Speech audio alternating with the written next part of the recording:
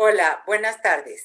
Estamos aquí de nuevo en Jueves de Investigación en el INA, la serie de charlas que el Sindicato Nacional de Profesores de Investigación Científica y Docencia ha echado a andar para dar a conocer qué es lo que hacen sus investigadores, cómo su quehacer se vincula con la sociedad y con la conservación y protección de los bienes culturales generados por el mismo pueblo de México, los pueblos de México.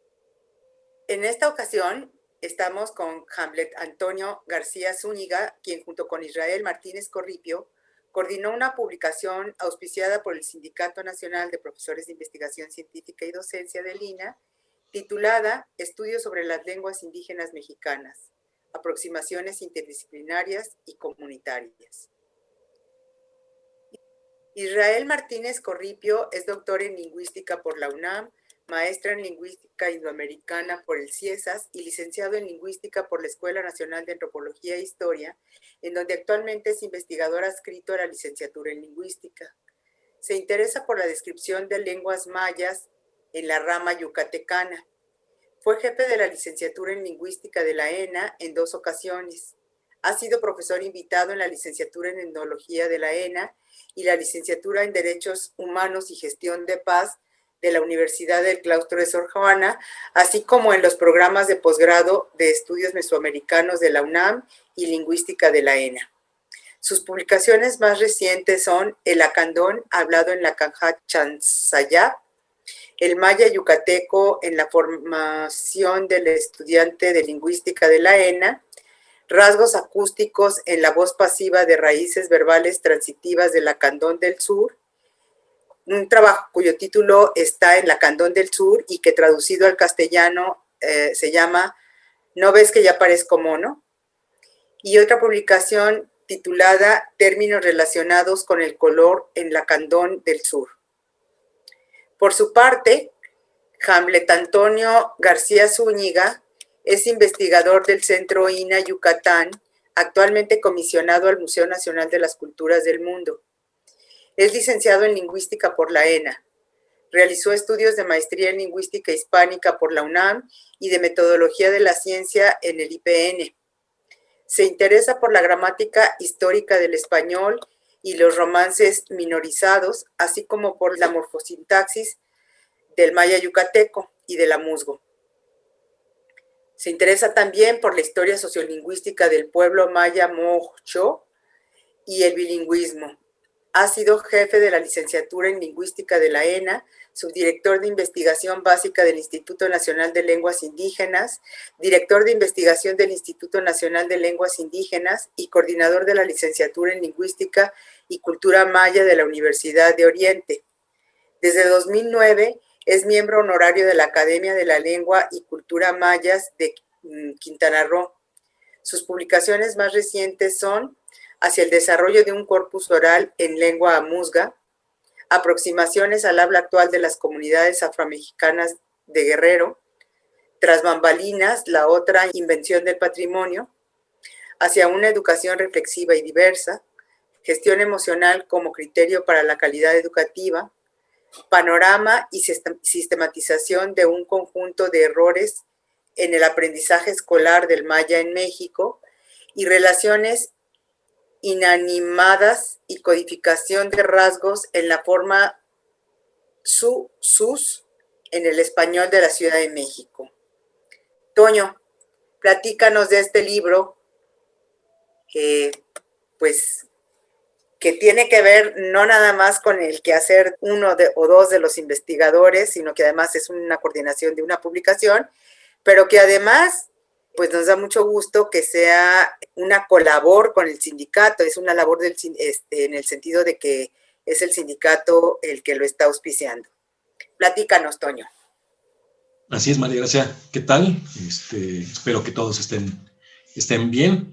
Primero agradecer al sindicato la invitación a estas charlas que tú coordinas y en ese sentido también agradecerte a ti el esfuerzo que pones para que salgan esas pláticas de la mejor manera y también gracias por seguir trabajando a nuestro lado, ya en otra faceta, pero al final de cuentas tenemos tu mente y tu trabajo todavía luchando por nuestros derechos, tanto académicos como laborales.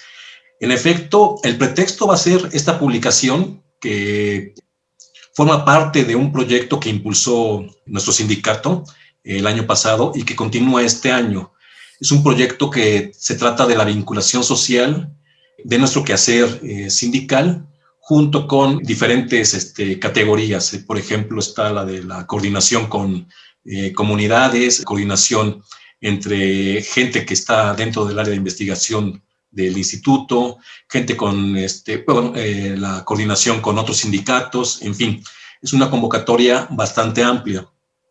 Entonces, más que hablar del libro, lo que tengo pensado, dado que va a haber una presentación oficial de este material, que está ya en prensa, es retomar la temática, que creo que es importante y a la cual se le puede sacar mucho provecho. Entonces, si me permites, preparé una presentación muy corta, muy puntual, y la empezaré a compartir. Entonces, no es nada alejado de la publicación, reitero, es simplemente el tomar como pretexto el libro del cual nos hablas. Para esto, esta charla la titulé igual que el libro, Estudios sobre lenguas indígenas mexicanas, aproximaciones interdisciplinares y comunitarias, que a final de cuentas es lo que queremos resaltar tanto Israel como yo. Cómo trabajamos y con quién trabajamos. No solamente el cómo trabajamos, desde qué marcos teóricos lo hacemos, sino también la manera, si es una lingüística de campo, digamos, más cercana a lo que sería el activismo o es un trabajo de gabinete. Entonces, para presentar cuál sería el propósito de la charla. Como ya mencioné, el origen del tema está situado en el libro al cual hacías referencia, ¿no? Que, reitero, está de próxima aparición. Menciono también la convocatoria en la cual participamos, la convocatoria que hizo nuestro sindicato para promover proyectos de vinculación. Debo decir que la convocatoria que ya lanzamos posteriormente Israel y yo, después de pensar la idea, bueno, Israel fue quien tuvo en su cabeza una concepción inicial de este libro. Él me invita a mí, platicamos y decidimos que lo interesante sería mostrar al interior del gremio cuál es la metodología de trabajo en lingüística. Es decir, era un libro que apuntaba hacia lo epistemológico. Tratar cuál es la forma en la que observamos el dato lingüístico, cómo construimos el dato lingüístico y cómo lo interpretamos. Sin embargo, al lanzar la convocatoria, desgraciadamente no fue lo amplia que nos hubiera gustado, pero el resultado fue muy alentador, porque quienes participaron en esta convocatoria, si bien no desarrollaron los puntos que señalábamos respecto a la metodología, sí nos dieron luz en un aspecto que creemos interesante retomar en todo momento, que es este trabajo lingüístico, pero en relación con las comunidades con las que trabajamos y cuál es la forma en la que estamos trabajando. Es decir, nos dieron pauta a abrir una interpretación de la información lingüística hacia la interdisciplina, ¿sí? El concepto interdisciplina junto con transdisciplina y multidisciplina son muy discutidos en el ámbito no solamente de la filosofía de la ciencia, sino también en la sociología del conocimiento, por mencionar algunos cuantos, o indudablemente de la epistemología, dependiendo de dónde nos situamos dentro de la tradición, si es europea, si es de Escocia, si es americana, en fin. No entramos a esta discusión, y sobre todo más en el sentido de que estamos hablando de ciencias antropológicas, en las cuales tendríamos que estar coordinados. Por lo tanto, interdisciplina sería un concepto que tendríamos que desmenuzar y tomar con mucho cuidado, ¿sí? Lo planteamos únicamente de una manera más amplia. Y en ese sentido recibimos trabajos que tienen que ver con diferentes áreas y también con diferentes maneras de concebir el trabajo lingüístico. En este espacio aprovecho la oportunidad para agradecer a quienes participaron en el volumen, a Daniela, a Horacio, a Mónica, a Liliana, Alonso, bueno, el mismo Israel, Regino, don Juan, don René, don Javier, a Natalia, a Alejandra, a Armando, a Verónica, a Julia y al compadre de Israel, al buen policía comunitario Alexis. Entonces, ¿qué es lo que me interesa resaltar en esta charla? Que a partir de las propuestas que se recibieron para conformar el material de aproximaciones interdisciplinarias y comunitarias, vamos a puntualizar una perspectiva del análisis lingüístico, una de las múltiples perspectivas que hay respecto al análisis lingüístico. ¿Qué quiere decir esto? Vamos a ofrecer, desde nuestro punto de vista, posibilidades para estrechar vínculos entre las diferentes áreas que conforman el instituto. Creemos que esto es necesario hacerlo en esta época, no solamente la unidad sindical, sino también la unidad académica, y más al pertenecer a una de las áreas de las cuales poco se suele conocer dentro del instituto, la lingüística. Las compañeras y los compañeros que integran nuestro gremio obviamente conocen lo que es la lingüística, pero están distanciados y la ven como una disciplina lo suficientemente alejada para no convocarnos a algunos trabajos, no convocarnos a la colaboración y, en fin, múltiples cosas.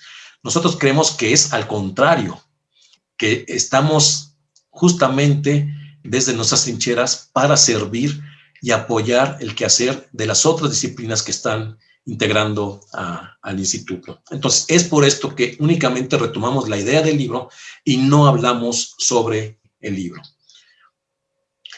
Dependiendo el año en el que hayamos ingresado a la ENA, principalmente porque una buena parte de quienes trabajamos en esta institución provenimos de esta Escuela de Nacional de Antropología e Historia, tomamos un curso propedéutico, hicimos un tronco común, como haya sido, pero a final de cuentas conocemos parte de lo que es la materia de estudio de la lingüística. Hay que tomar en cuenta que si atendemos el objeto de estudio de la lingüística, si lo centramos en lo que es la lengua o el lenguaje, ahí podría venir una buena discusión en un plano teórico. Este objeto de estudio es bastante complejo y tiene necesariamente una naturaleza diversa. Por lo tanto, ubicar este objeto de estudio de la lingüística se puede tornar en algo sencillo, pero puede llegar a ser algo más complicado. Porque a final de cuentas, el lenguaje humano tiene una parte biológica y evolutiva, ¿sí? Recientemente, tal vez en los últimos 10 años, se ha desarrollado un campo de estudio con bastante apogeo, que es la biolingüística, que no únicamente tiene que ver con el desarrollo corpóreo, el desarrollo de nuestro aparato fonador a través de los años, y el desarrollo de las mismas lenguas, sino que tiene que ver con otras capacidades. Y está el otro plano, el plano neurocognitivo. Entonces, el lenguaje también tiene su parte neurofisiológica y también tiene su parte cognitiva. Pero también no podemos dejar a un lado tal vez la parte más conocida del elemento lenguaje y del elemento lengua, que es la parte sociocultural, ¿sí? El lenguaje, la lengua, nos sirve para comunicarnos en buena medida y también a través de esta comunicación expresamos cierto contenido cultural. Pues bien, esta es la panorámica de la diversidad de lo que sería el lenguaje.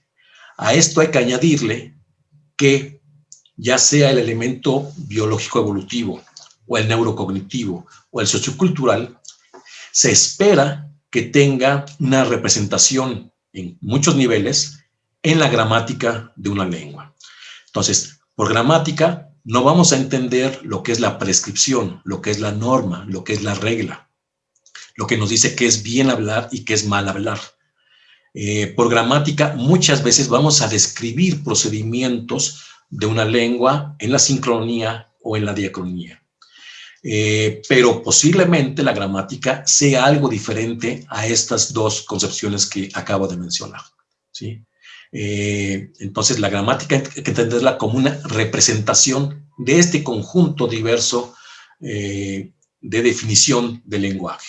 O sea, la parte biológica, la parte evolutiva, la parte neurofisiológica, la parte cognitiva, la parte social y la parte cultural, ¿sí? Entonces, como se puede ver, el objeto de estudio en sí mismo de la lingüística, por su propia naturaleza, es diversa y tiene que ser entendido de una manera compleja, ¿sí? Incluso aquí ya podemos apelar al concepto de complejo dentro de la complejidad, ¿sí? Pero ¿cómo vamos a definir esta naturaleza diversa, ya sea de la lengua o el lenguaje? ¿Sí? A través de una interacción de esos elementos, a través de la interacción de lo biológico con lo evolutivo, lo cognitivo con lo neurofisiológico, con lo social, con lo cultural, o a través de una dependencia.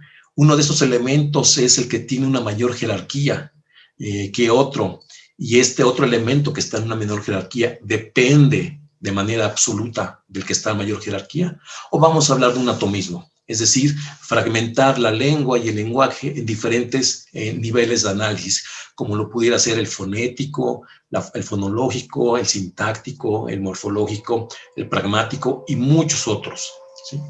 Esta es la pregunta que nos guía en nuestro trabajo lingüístico. Hay muchas interpretaciones posibles. Yo solamente voy a remarcar algunas.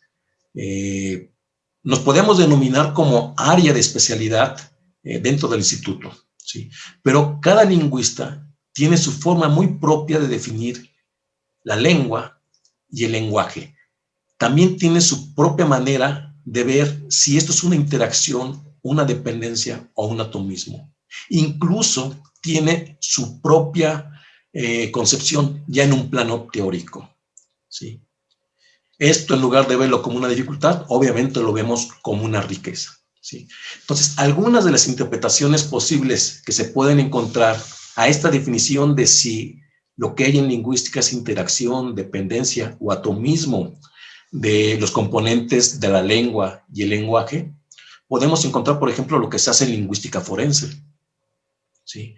Lingüística forense no solamente es la grafología, de interpretar la escritura para determinar quién fue el asesino, el mayordomo o no fue el mayordomo, ¿no?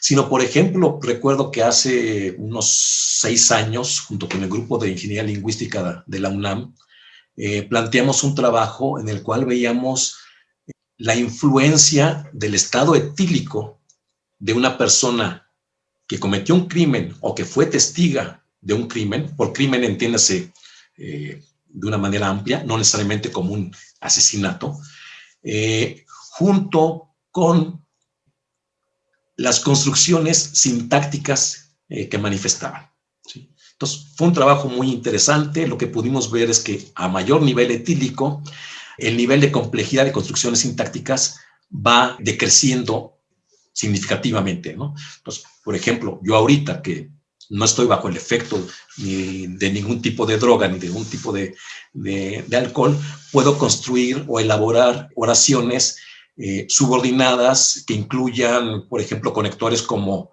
dónde, el cual, qué, en fin, y enlazar una oración principal con una oración subordinada.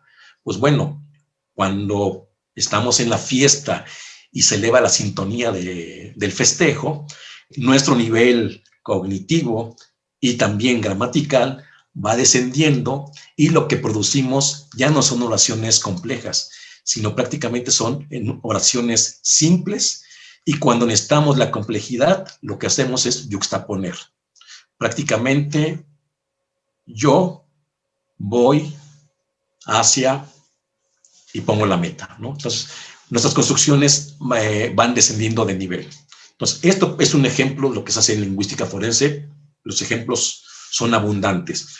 También puede ser lo que se hace en lingüística computacional.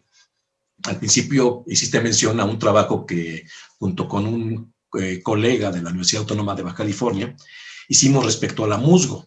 Dejamos a un lado la descripción lingüística de la musgo para concentrarnos en la creación de un corpus paralelo que pudiera servir tanto para la traducción simultánea en estas dos lenguas, español y amuzgo, pero también para otras múltiples aplicaciones dentro del campo de la programación y del procesamiento del lenguaje natural, ¿sí? Entonces, igual, las vías de entender si hay una interacción, dependencia o atomismo entre niveles o entre factores o entre elementos componentes de la lengua o lenguaje es múltiple.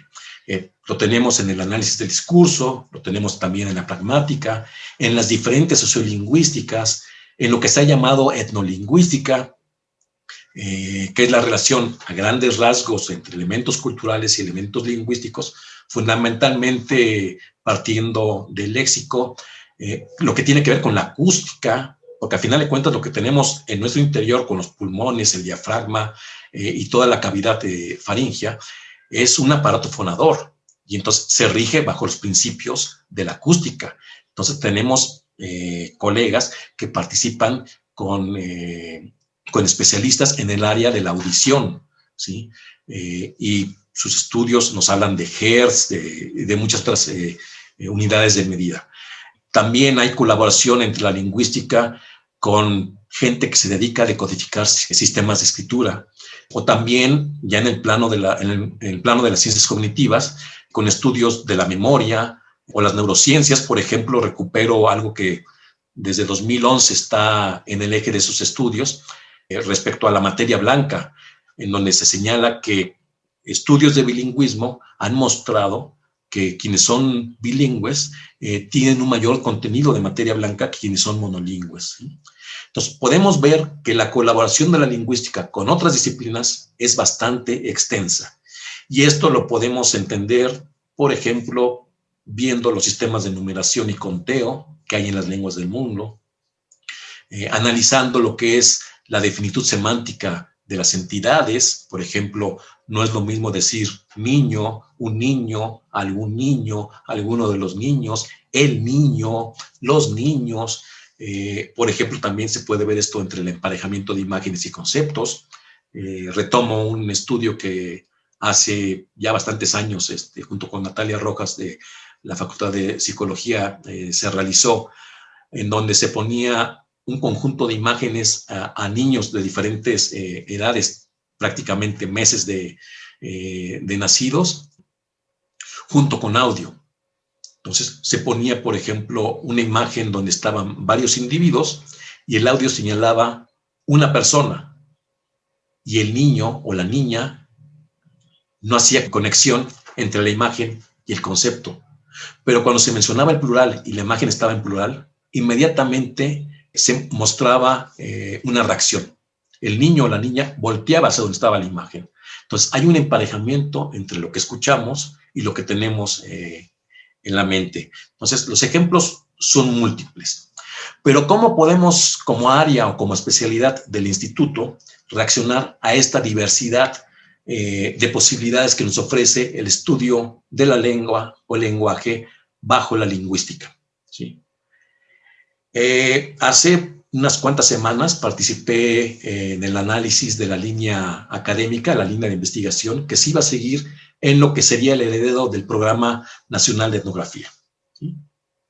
Este programa establece que quienes nos dedicamos a la lingüística tenemos nuestro campo de estudio muy bien ubicado y únicamente tendríamos que atender lo que está relacionado con la legislación en materias de derechos lingüísticos, la migración y el desplazamiento que sufren las lenguas, principalmente las lenguas que llamamos indígenas, y el registro y la promoción de lenguas que están en peligro de extinción. Y por otra parte, es algo muy llamativo, pero también muy preocupante, colegas nos ubican fuera de la historia oral, cuando la historia oral forma parte natural de lo que es el objeto de estudio de la lingüística. Entonces, al interior del instituto, a quienes nos dedicamos a la lingüística, nos están quitando un elemento central para nuestro análisis, ¿sí? Entonces, personas, colegas que se dedican a otras áreas dentro del instituto, consideran que la historia oral no es materia de análisis de quienes nos dedicamos a la lingüística. Lo mismo quienes se dedican a las identidades. Piensan que los lingüistas, las lingüistas, no tenemos nada que aportar al estudio de identidades. Lo mismo a los procesos de patrimonialización o despatrimonialización, ¿sí? Lo mismo en educación, en frontera y en turismo. Nosotras y nosotros pensamos de manera diferente. Y para esto retomamos el Manual General de Organización del Instituto, publicado en el Diario Oficial de la Federación en el 2011, donde se establece que quienes nos dedicamos a la lingüística tenemos que asesorar, difundir y formar profesionales en el área, pero también profundizar los conocimientos de la evaluación sociocultural mexicana para contribuir a la comprensión de nuestra realidad y pluralidad cultural mediante el estudio de problemas sociales. Y a final de cuentas, ¿qué es la educación? ¿Qué es la frontera? ¿Qué es el turismo? ¿Qué es la identidad? ¿Y qué son los procesos de patrimonialización y despatrimonialización? Son problemas sociales. Entonces, quienes nos dedicamos a la lingüística tenemos cabida en este tipo de problemas sociales y retomamos la idea que mencioné en láminas anteriores, ¿sí? Nuestro campo de estudio, dada la complejidad y diversidad de nuestro objeto, es bastante amplio, que podemos interactuar con personas que se dedican a la biología, a la neurofisiología, a la acústica, a las ciencias cognitivas y obviamente, y por qué no, con mayor razón, a las diferentes ciencias antropológicas y a la historia. Entonces, atendiendo esto, se me ocurrió un ejemplo.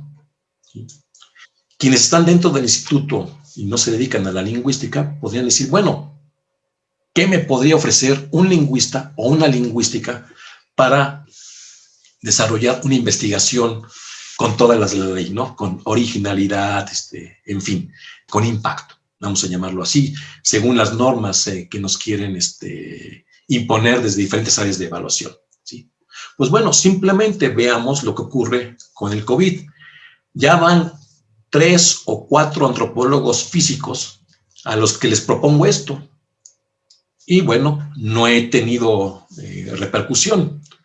Entonces, ¿por qué no establecer un estudio lingüístico con la antropología física que pudiera parecer totalmente alejado de cualquier propósito? O sea, ¿cómo podemos imaginar un antropólogo físico o una antropóloga física trabajando con un lingüista o una lingüística? Pues bueno, aquí hay un ejemplo.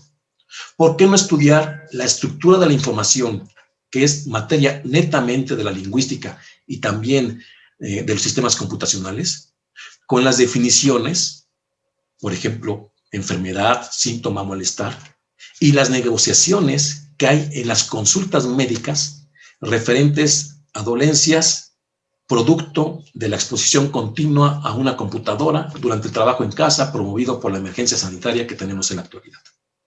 O sea, sabemos que el COVID nos ha hecho estar frente a una computadora en largas jornadas, ¿sí? Entonces, muchos ya padecemos de la columna. Pues bueno, ¿por qué no analizar las consultas, la interacción y la negociación que hay entre paciente y doctora o doctor? ¿Sí? Eso es un área de oportunidad para la interacción entre la antropología física y la lingüística. Y de estos ejemplos puede haber varios. Tal vez no sea yo la persona más adecuada para esto, pero dentro de la especialidad tenemos colegas que lo han hecho de manera digna, eficiente y ejemplar, ¿sí? A lo largo de lo que ha sido la lingüística dentro del instituto, tenemos lo mismo. Siempre lingüistas colaborando con otras disciplinas, porque el objeto de estudio de la lingüística, por naturaleza, es diverso. Y eso es lo que tenemos que entender. Entonces, habría que mirar a la lengua, al lenguaje, como un elemento humano, como un elemento biológico, como un elemento cognitivo, cultural, histórico y social, ¿sí? Y es aquí donde entra la interacción con otras áreas del instituto, ¿sí? Por lo tanto, podríamos atender diferentes problemáticas y podríamos entrar en mayor contacto y ya no permanecer en el rincón de la casa, de nuestro instituto, y a final de cuentas hacer trabajos de colaboración, redes de investigación entre las diferentes áreas de especialidad, los museos, las bibliotecas, en fin, todo lo que conforma nuestro instituto con la lingüística. Entonces, desde nuestra perspectiva, de la de Israel y la mía, así como de quienes participaron en el libro, creemos que esto es posible y necesario, ¿sí? Establecer vínculos y decir que la lingüística está ahí como una disciplina que puede ofrecer recursos interesantes y también perspectivas interesantes para el estudio de muchos de los problemas sociales que tenemos y hemos tenido en México. Con esto terminaría. Nuevamente agradecer al sindicato, al comité ejecutivo que en estos años nos encabeza, la invitación, a ti, la iniciativa, la perseverancia de estar sacando a la luz lo que hacemos dentro del instituto, y al público que nos pudo haber escuchado, su atención. Ahí están los correos, tanto de Israel como el mío, por si hay alguna pregunta o queja. Muchas gracias. Toño, muchísimas gracias por esta muy interesante charla en que nos haces ver pues la interrelación la necesaria interrelación entre la lingüística y otras disciplinas de conocimiento, y pues que me parece que a fin de cuentas también es una crítica a la superespecialización que en muchas ocasiones desde lo institucional se nos trata de imponer. Me parece muy interesante este planteamiento de la necesidad de a fuerzas trabajar juntos con otros especialistas.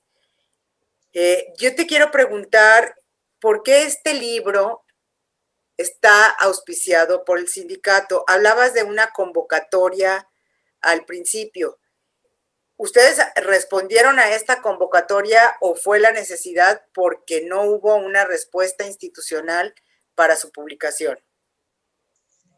Bueno, tú bien lo sabes, tú perteneces al instituto, o sea, y perteneciste un buen tiempo. Están las dos cosas. De repente encontrar una forma viable de difundir lo que hacemos se puede tornar en una tarea muy difícil dentro del instituto. Y bueno, las circunstancias son varias, ¿no? Sí, obviamente la necesaria dictaminación. No nos oponemos a esto. Yo creo que nadie dentro del cuerpo de investigación y docencia del instituto se puede oponer a la dictaminación, ¿no? Pero que esta dictaminación sea detenida por cuestiones administrativas que se pueden resolver de una manera tan sencilla, y a raíz de esto haya colas de años para publicar dentro del instituto, además de los amiguismos y de gente que siempre, de buenas a primeras, es capaz de publicar sin esperar, saltándose la fila, ¿no? Esto lo vio muy bien el comité ejecutivo de nuestro sindicato. La interpretación que le dio, creo yo, fue idónea y fue muy rápida. O sea, esto lo hemos padecido durante años, pero este comité, a final de cuentas, pudo rescatar preocupaciones que ya habían estado en otros comités, pero lo pudo aterrizar en una forma muy original y muy adecuada. Es decir, hacer una convocatoria para la participación de quienes integramos este gremio, los más de 800 investigadores e investigadoras que hay a lo largo del país en múltiples áreas, museos, bibliotecas, fonotecas, de todo, museos de sitio, museos regionales, museos nacionales, coordinaciones, direcciones, en fin. Y le dio la naturaleza de todo sindicato, es decir, conjuntar la academia con lo social. ¿Sí? Algo que habíamos deseado, pero no habíamos ideado cómo hacerlo. Entonces, este comité lo hizo, y lo hizo muy pronto, en su primer año, ¿sí? Entonces, creo que esto de relacionar lo académico con lo social, nombrarlo como una vinculación, pero además proporcionar varias vías, ¿sí? Es decir, nos podemos como gremio unir con otros sindicatos, nos podemos unir con parte de la sociedad dentro del activismo, que bueno, yo no te voy a platicar nada que tú no sepas, ¿no? O sea, quien ha hecho activismo dentro del instituto, siempre sale a relucir tu nombre, ¿no? Aunque muchas veces no estemos de acuerdo, pero en el plano teórico, ¿no? Esto ya lo podemos discutir. pero a final de cuentas, este comité lanza una convocatoria de proyectos de vinculación social. Y es una convocatoria muy extensa, no recuerdo cuántos rubros había, pero había para hacer reuniones con otros sindicatos, hacer reuniones en un plano académico, hacer reuniones con grupos sociales, pero también había la de publicar un libro. La idea estaba. El obstáculo administrativo dentro del INAH también estaba, por desgracia. Entonces, ahora la opción se nos presentaba. Entonces, Israel, él tuvo la idea, me invita a mí, y decidimos entrar a esta convocatoria, participar. Sabemos que la convocatoria tuvo buena respuesta y a final de cuentas fuimos uno de los grupos a los cuales se les apoyó, porque también no era apoyar cualquier propuesta, había unos requisitos y los requisitos creo yo que retoman muy bien esta parte social. O sea, siempre se consideró que tuviera un impacto y sobre todo que tuviera una relación muy cercana con las lenguas y las poblaciones indígenas, ¿sí? Entonces, creemos que con nuestro libro ofrecemos este aporte de reflexionar la interdisciplina, reflexionar el activismo dentro de la lingüística y también reflexionar lo que son las epistemologías dentro de la lingüística y compartirlo con el grueso de la población, no solamente dentro del instituto, sino también al exterior.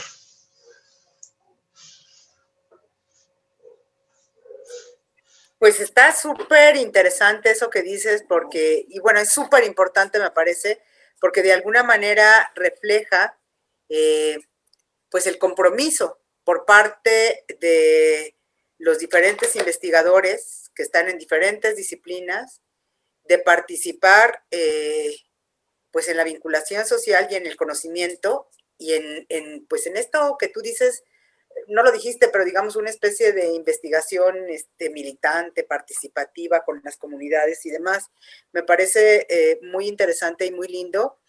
Y sí creo que muestra de alguna manera pues que los trabajadores del INAH están comprometidos con estudiar la cultura, los bienes culturales de todos y cada uno de los mexicanos, y que hay una inquietud además por, como lo mencionaste muy bien, interrelacionar este conocimiento, o sea, no fragmentarlo, sino darnos visiones que sean completas, que nos puedan ayudar a comprender más estos procesos culturales en los que estamos inmersos todos nosotros. Toño, yo no sé si tú quieras agregar, bueno, sí quisiera comentar que sí, es lo que mencionabas, es un proceso difícil, el asunto de la publicación en el INAH, entre otras muchas cosas, mi experiencia fue que luego los dictaminadores, igual que en las maestrías, en las licenciaturas y en los doctorados, quieren que hagas algo diferente a lo que tú estás haciendo, ¿no? Entonces, ¿y por qué no haces esto y otro? Bueno, yo quiero hacer esto, lo que yo estoy publicando es esto, no quiero hacer eso. Entonces, bueno, yo creo que sí, ese es un llamado también para los colegas que hagan dictaminaciones. Obviamente, cualquier estudio que propongamos para publicación, pues va a despertar una serie de interrogantes, de preguntas, de intereses en el otro, que no fueron los nuestros originalmente y que está bien que los despierten y está bien que los propongan, pero no que sea lo que ponga límite a difundir el conocimiento que nosotros hemos estado construyendo en conjunto. Bueno, esa es una cuestión mía. Pues yo te agradezco mucho esta participación. No sé si quieras agregar algo más. Yo, antes de terminar, quiero decir que soy María Gracia Castillo. Por lo que comentó Toño al principio, yo fui investigadora del instituto. Actualmente soy miembro de la Asociación de Profesores Jubilados del sindicato. Y bueno, si bien sí llevo más o menos, coordino esto, lo coordino junto con el compañero que está atrás del sellito morado que está ahí presente, que es Daniel Ruiz Cancino, secretario de organización del Comité Ejecutivo, y entre los dos retomamos esta iniciativa que salió de un pleno de delegados, con miras pues a difundir lo que hacíamos ante la política de restricción de dinero que se ha impuesto en diferentes niveles. Toño, no sé si tú quieras agregar algo. Únicamente un aspecto que yo creo que es fundamental para nuestra labor y que no tengo duda dentro del instituto lo realizamos de manera impecable. Hablé de una colaboración interdisciplinaria desde una perspectiva académica, pero también hay que considerar que las aproximaciones que tenemos en las comunidades siempre lo hacemos desde una perspectiva ética, ¿sí? Y es esta ética la que nos hace involucrarnos de manera muy fuerte en muchos casos con las comunidades, ¿sí? Nunca para tratar de guiar a las comunidades, porque sabemos que tienen sus derechos y claridad en sus visiones y demandas, ¿sí? Pero por lo menos para acompañar y difundir la lucha, siempre lo hemos hecho desde una perspectiva ética.